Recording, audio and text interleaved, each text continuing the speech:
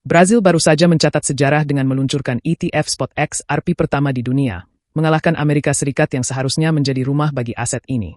ETF ini resmi diluncurkan pada 25 April 2025 di Bursa Saham B3, yang merupakan bursa terbesar di Amerika Latin.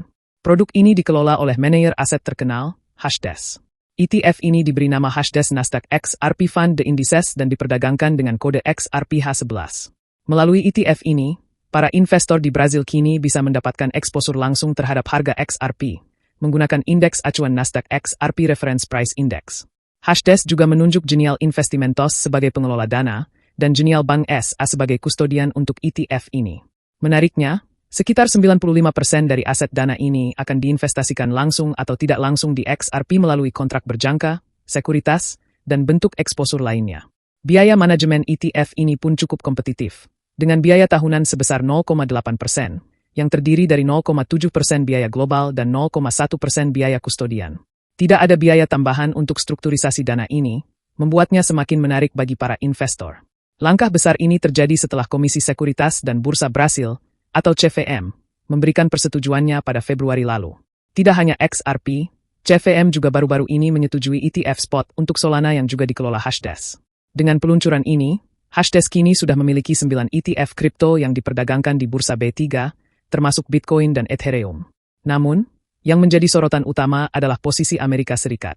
Meski XRP berasal dari ekosistem di Amerika, negara ini justru tertinggal. Sampai saat ini, belum ada ETF Spot XRP yang diluncurkan di pasar Amerika, walaupun minggu lalu sempat hadir produk ETF berjangka leverage. Ripple, perusahaan pembayaran lintas batas yang terkait dengan XRP, memang baru saja membuat kemajuan dalam penyelesaian sengketa regulasi dengan SEC. Tetapi, prosesnya masih panjang.